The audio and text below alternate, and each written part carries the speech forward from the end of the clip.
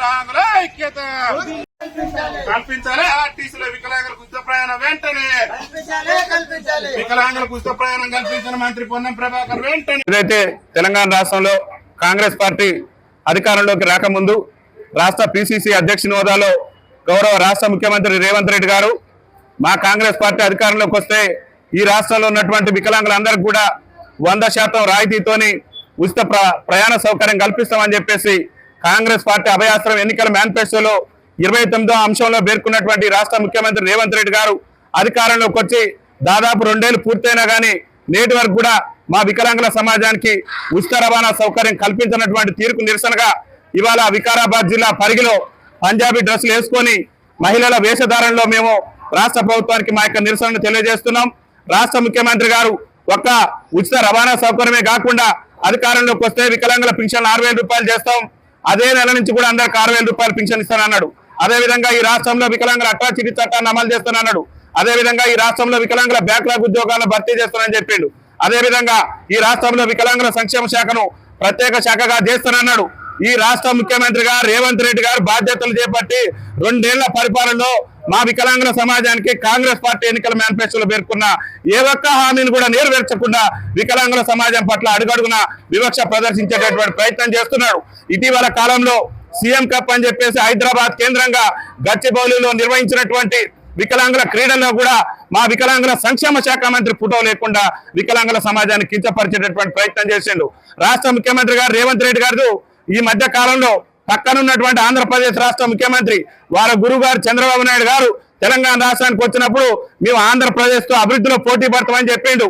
అక్కడ ఉన్నటువంటి ఆంధ్రప్రదేశ్ రాష్ట్ర ముఖ్యమంత్రి చంద్రబాబు నాయుడు గారు వికలాంగులకు ఉచిత రవాణా సౌకర్యం కల్పిస్తే మరి అభివృద్ధిలో పోటీ పడతామని చెప్పినటువంటి రాష్ట్ర ముఖ్యమంత్రి రేవంత్ రెడ్డి గారు ఎందుకు ఈ అక్కడ ఫ్రీ బస్సు వికలాంగులకు ఇచ్చినప్పుడు ఇక్కడ ఎందుకు ఇవ్వలేదో ఈ రాష్ట్ర ముఖ్యమంత్రి రేవంత్ రెడ్డి గారు సమాధానం చెప్పాలి. అక్కడ తీవ్ర వైకల్యంతో బాధపడుతున్న మా వికలాంగుల సోదరులకు చంద్రబాబు నాయుడు ప్రభుత్వం 15,000 రూపాయలు ఇస్తుంది. రేవంత్ రెడ్డి గారు గత ముఖ్యమంత్రి కేసీఆర్ ఇచ్చినటువంటి 4,000 రూపాయలు 16 రూపాయల పింఛన్ మాత్రమే ఇస్తూ మా పొట్టగొట్టేటటువంటి ప్రయత్నం చేస్తున్నాడు. ఇవాళ చాలని పింఛన్లతోని నరకయాత్ర అనుభవిస్తూ దుర్భర జీవితాలు గడుపుతున్న మా వికలాంగుల సమాజానికి మీ కాంగ్రెస్ పార్టీ ఎన్నికల మేనిఫెస్టోలో చెప్పిన ప్రకారం వెంటనే ఆర్టీసీలో ఉచిత రవాణా సౌకర్యం కల్పించాలి. ఈ ఉచిత రవాణా అంశం మీద గౌరవ రాష్ట్ర రవాణా శాఖ మంత్రి పొన్నం ప్రభాకర్ గారికి అనేక సార్లు విజ్ఞప్తి చేస్తే మీ వికలాంగులకు ఉచిత రవాణా సౌకర్యం ఇవ్వటం సాధ్యమయ్యే అంశం కాదని చెప్పేసి అనేక సార్లు మా వికలాంగుల సమాజాన్ని కించపరిచే ప్రయత్నం చేసాడు. అదే తెలంగాణ రాష్ట్ర ఉద్యమంలో మా పొన్నవన్న పాల్గొన్నాడు, తెలంగాణ రాష్ట్ర సాధనలో మా పొన్నవన్న ఉన్నాడని చెప్పేసి ఆయన విజయం కోసం కూడా వికలాంగుల సమాజం ప్రయత్నం చేస్తే ఇవాళ మీరు రవాణా శాఖ మంత్రి ఉండి మా వికలాంగులకు ఉచిత రవాణా కల్పించలేనటువంటి ఒక దౌర్భాగ్య రాష్ట్ర మంత్రిగా మీరున్నారు. తక్షణమే పొన్నం ప్రభాకర్ గారు ఆయన రాష్ట్ర మంత్రి పదవికి రాజీనామా చేసి వికలాంగుల సమాజానికి క్షమాపణ చెప్పాలని చెప్పేసి మేము డిమాండ్ చేస్తున్నాం. వికలాంగులకు ఆర్టీసీలో 100కు 100% ఉచిత ప్రయాణ సౌకర్యం కల్పించకుంటే రాష్ట్ర ముఖ్యమంత్రి రేవంత్ రెడ్డి గారికి ముచ్చెమటలు పట్టించే విధంగా రాష్ట్ర వ్యాప్తంగా పెద్ద ఎత్తున ఉద్యమ కార్యాచరణ తీసుకొని ఆయన ప్రాతినిధ్యం వహిస్తున్నటువంటి కొడంగల్ కేంద్రంగానే వేలాది మంది వికలాంగులతోనే త్వరలోనే వికలాంగుల ఆవేదన దీక్షను కూడా నిర్వహించబోతున్నాం.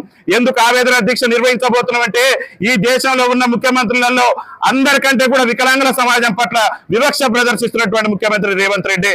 ఎందుకు చెప్తున్నామంటే రేవంత్ రెడ్డి ముఖ్యమంత్రి అయిన కాంచి ఏనాడు మా వికలాంగుల దినోత్సవంలో పాల్గొనలేదు. గతంలో కేసీఆర్ గారు ముఖ్యమంత్రిగా ఉన్నప్పుడు మా వికలాంగుల దినోత్సవానికి జిల్లాకు 70,000 వచ్చాయి. రేవంత్ రెడ్డి గారు ముఖ్యమంత్రి అయిన తర్వాత కేవలం 50,000 రూపాయలు మాత్రమే వస్తున్నాయి. అంటే వికలాంగుల సమాజాన్ని అడుగడుగున అణచివేయటమే రేవంత్ రెడ్డి గారు లక్ష్యంగా పెట్టుకున్నారు. రేవంత్ రెడ్డి గారు ముఖ్యమంత్రి అయిన తర్వాత ఎంఎస్ఎంఈ పాలసీ అని తీసుకొచ్చిండు. ఆ ఎంఎస్ఎంఈ పాలసీలో గతంలో కిరణ్ కుమార్ రెడ్డి గారు ఉమ్మడి ఆంధ్రప్రదేశ్ ముఖ్యమంత్రిగా ఉన్నప్పుడు ఆయన పరిశ్రమల రంగంలో వికలాంగులకు రిజర్వేషన్ ఇచ్చిండు. రేవంత్ రెడ్డి గారు ముఖ్యమంత్రి అయిన తర్వాత ఆ ఉన్న రిజర్వేషన్ కూడా ఎత్తేసి మా పట్ల రాష్ట్ర ముఖ్యమంత్రి రేవంత్ రెడ్డి వివక్ష ప్రదర్శించేటువంటి ప్రయత్నం చేస్తున్నాడు. మేము ప్రజాస్వామ్యబద్ధంగా శాంతియుత మరి మార్గంలో మేము నిరసనలు జరిపినా కానీ మా మీద అక్రమ కేసులు పెట్టి అక్రమంగా మమ్మల్ని నిర్బంధించేటటువంటి ప్రయత్నం చేస్తున్నాడు. రేవంత్ రెడ్డి ప్రభుత్వ బెదిరింపులకు భయపడబోము.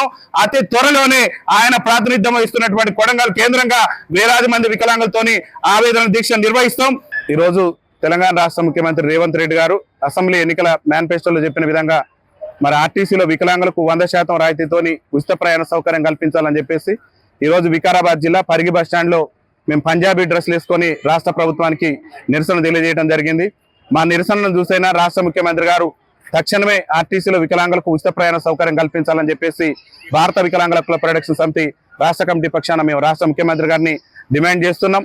అదేవిధంగా గౌరవ మంత్రి గారు పొన్నం ప్రభాకర్ గారు కూడా రవాణా శాఖ మంత్రిగా ఉన్నారు. ఆర్టీసీ బస్సుల్లో ఇప్పటికే మీరు మహిళలకు ఉచిత రవాణా ఇచ్చిన తర్వాత కనీసం సీట్లు కూడా దొరక్క మేము నరకయాత్ర అనుభవిస్తున్నాం. ఆర్టీసీ బస్సు ఎక్కాలని ఎన్నో ఇబ్బందులు ఎదుర్కొంటున్నాం. అయినప్పటికీ ఇవాళ ఎంతో మంది ప్రభుత్వ ఉద్యోగస్తులకు మీరు ఉచితం ఇచ్చి మా పట్ల వివక్ష ప్రదర్శించడం అనేది మంచిది కాదు. కాబట్టి ఆర్టీసీలో అంగవైకల్యంతో బాధపడుతూ దుర్భర జీవితాలు గడుపుతున్న వికలాంగులందరికీ కూడా ఆర్టీసీలో ఉచిత ప్రయాణ సౌకర్యం కల్పించాలని చెప్పి రాష్ట్ర గౌరవ ముఖ్యమంత్రి రేవంత్ రెడ్డి గారికి మేము విజ్ఞప్తి చేస్తున్నాం. అదేవిధంగా మా పింఛన్లు కూడా గెలిచిన నెలలోనే 6,000 రూపాయలు చేస్తున్నారు. అదేవిధంగా మా వికలాంగుల బ్యాక్లాగ్ ఉద్యోగాలు భర్తీ చేస్తున్నారు. మా సంక్షేమ శాఖను ప్రత్యేక శాఖ గుర్తిస్తున్నారు.